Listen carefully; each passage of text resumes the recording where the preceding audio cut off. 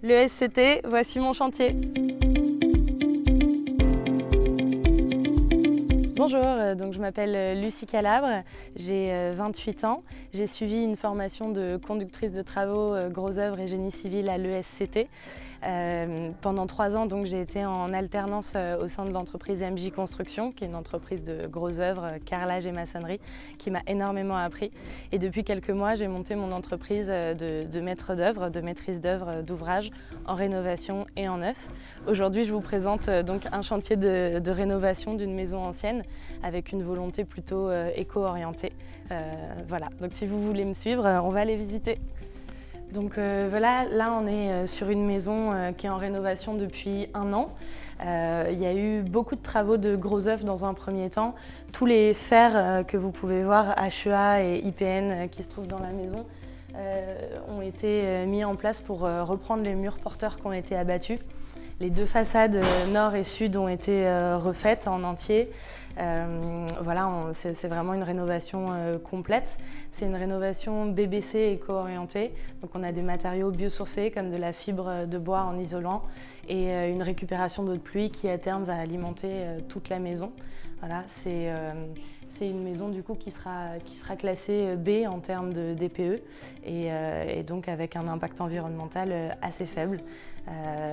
On a sélectionné toutes les entreprises et voilà, aujourd'hui il nous reste à peu près 3-4 mois de chantier. Du coup je vous emmène sur un deuxième chantier qu'on va aller visiter ensemble. C'est parti! Je vous présente le château de Onguemar-Guenouville, qui est un château qui date du XVIIe siècle. C'est un château du coup dont la partie centrale a été montée en premier au XVIIe. Ensuite, on a eu des extensions en rez-de-chaussée uniquement courant XVIIIe, qui ont ensuite été reprises entièrement sur le XIXe siècle pour permettre de monter les étages des ailes. Ici, on est dans ce qu'on appelle une pièce d'apparat. C'est-à-dire que dans les châteaux, on avait des pièces très ornementées qui servaient à montrer le faste et le luxe de l'endroit.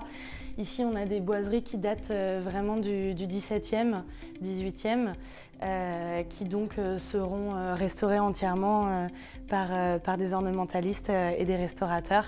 On voit que l'essence du château ici, c'était vraiment de la brique et de la pierre. Et ensuite, on est sur des façades en colombage. On peut voir ici sur les poutres hautes des dorures qui datent aussi du XVIIe. Donc voilà, avant tout travaux, on a vraiment un travail d'analyse et de recherche au niveau de ce qu'on souhaite avoir comme rendu, de ce qu'on souhaite conserver. Et ça, c'est un gros travail de réflexion qu'on est en train de mener en ce moment avec la cliente, maintenant qu'on a débarrassé le château de tout ce qu'il y avait de superflu.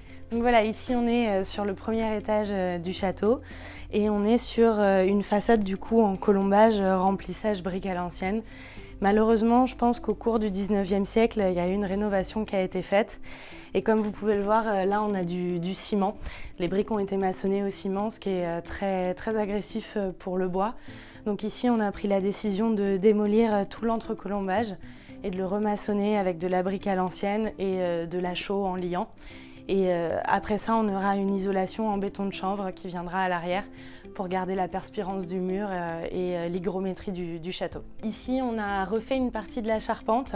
On essaye de reprendre les choses à l'identique. Donc on a une poutre cintrée et un système de reprise de charge pour reprendre la tourelle. Et ensuite, pour la couvrir, on utilise du peuplier trempé qui nous permet du coup, comme il est très jeune et très vert, de le cintrer à la forme de l'arc de la tourelle.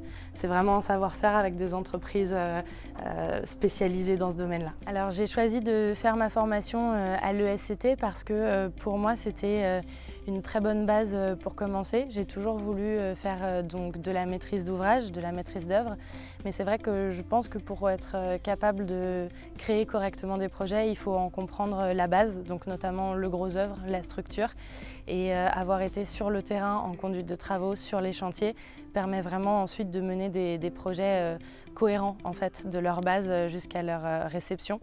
Donc j'ai souhaité faire une formation technique et orientée aussi terrain.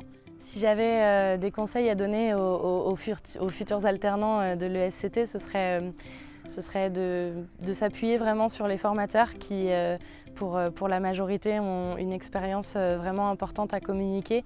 Et je pense que si on fait l'effort voilà, d'aller vers eux, de leur poser des questions, de se nourrir de leur savoir, on peut vraiment ressortir, même en 1 an d'expérience, avec énormément d'acquis.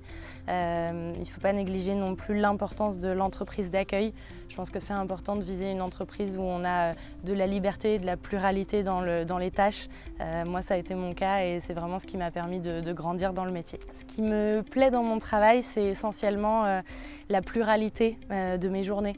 Je peux aussi bien passer du temps sur les chantiers, avoir des détails techniques, des choses qui sont très axées gros œuvres, structures, et en même temps discuter avec des clients pendant des heures de finition, de couleurs, d'aménagement et de détails plus esthétiques, on va dire. Sur le château ici, on a la partie de recherche sur les monuments anciens qui est très intéressante, et sur les projets de construction, il y a toute la recherche sur les nouveaux matériaux éco-orientés qui est aussi très intéressante. Donc c'est voilà, la diversité du métier et le plaisir de partager des informations avec des gens passionnés.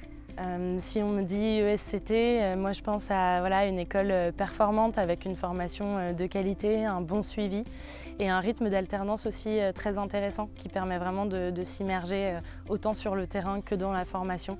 En tout cas, moi j'en ai tiré une grande expérience et je remercie tous mes formateurs et les personnes qui m'ont accompagnée durant cette année de formation. Je voudrais remercier aussi toute l'équipe d'MJ Construction et mon ancien patron qui m'ont accueilli, qui m'ont formé et qui m'ont vraiment permis de découvrir tous les aspects du métier et qui ont été très soutenants sur mes projets, et y compris sur ma création d'entreprise. Je pense que j'en serais pas là sans eux, sans toute l'équipe.